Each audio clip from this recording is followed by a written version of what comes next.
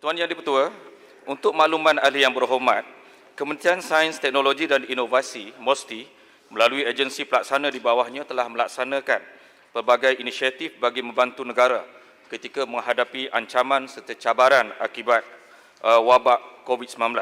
Antara usaha dan peranan yang telah dilaksanakan oleh MOSTI ialah kerjasama strategik antara MOSTI dengan Kementerian Pengajian Tinggi bagi membantu Kementerian Kesihatan Malaysia melalui pasukan khas saringan COVID-19 yang terdiri daripada saintis pakar di dalam bidang virologi, mikrobiologi, biologi molekul dan penyakit berjangkit bertujuan untuk menjalankan saringan COVID-19.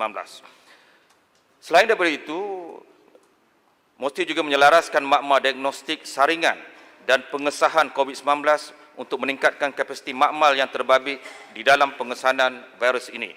Sebanyak 10 buah makmal diagnostik telah bergerak aktif menjalankan ujian saringan COVID-19 bermula pada 30 Mac 2020.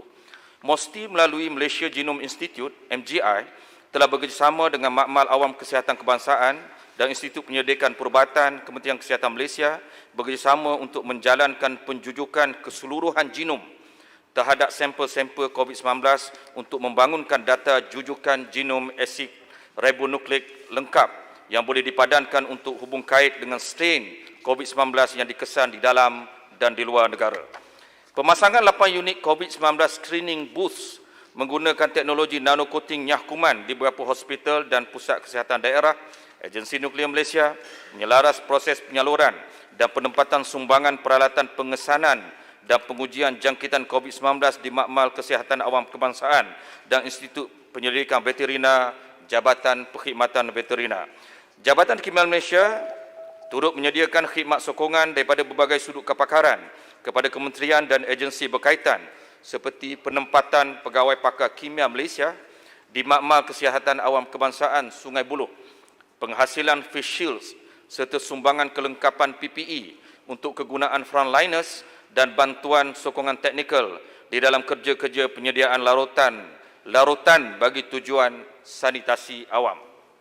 Yang di-Pertua, MOSTI telah menjalankan kerjasama strategik dengan beberapa kementerian seperti Kementerian Kesihatan Malaysia, Kementerian Perdagangan Antarabangsa dan Industri, Kementerian Pengangkutan Malaysia, Kementerian Perumahan dan Kerajaan Tempatan, Felda dan Universiti Malaysia Sabah di dalam mengetengahkan produk-produk berasaskan teknologi robotik dan kecerdasan buatan yang dihasilkan oleh syarikat-syarikat tempatan di bawah seliaan MOSTI. Sebagai contohnya, sebuah robot penghantaran, robot Makcik Kiah, dinamakan Makcik Kiah, untuk menjalankan fungsi penghantaran makanan, ubat-ubatan, bahan buangan, lapik tilam dan sebagainya. Melalui penubuhan National Technology Innovation Sandbox sebagai satu platform yang membolehkan syarikat permulaan, startup, penyelidik, penggerak inovasi, perusahaan kecil sederhana dan usahawan berteknologi tinggi menguji produk, perkhidmatan, model perniagaan dan mekanisme penyampaian di dalam persekitaran yang sebenar dan di dalam keadaan yang selamat dengan memberi kelonggaran daripada undang-undang dan peraturan sedia ada. Selain daripada itu, pembiayaan bagi syarikat-syarikat startup berkaitan teknologi melalui Malaysia Debt Ventures Berhad, Malaysia Venture Capital (MEVCAP), Kumpulan Modal Perdana Sdn Berhad, Cradle Fund dan Malaysia Technology Development Corporation (MTDC).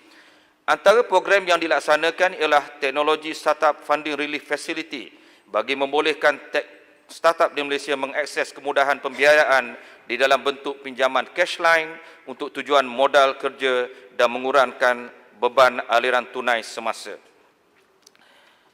Selain daripada itu, MIMOS juga telah mengambil peranan di dalam dengan kerjasama rakan-rakan strategik di dalam pembangunan beberapa penyelesaian digital untuk kerajaan.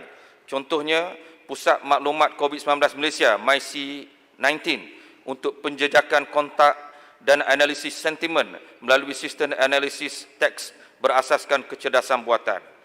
Proses digitalisasi perniagaan seperti portal Agrobazar yang dibangunkan oleh Fama dengan kerjasama MIMOS untuk membolehkan petani dan industri kecil-kecilan mempamer dan memasarkan produk mereka kepada rakyat Malaysia tanpa memerlukan pasaran fizikal.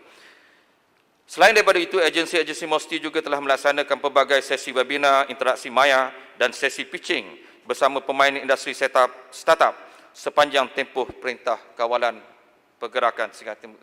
Sekian, terima kasih.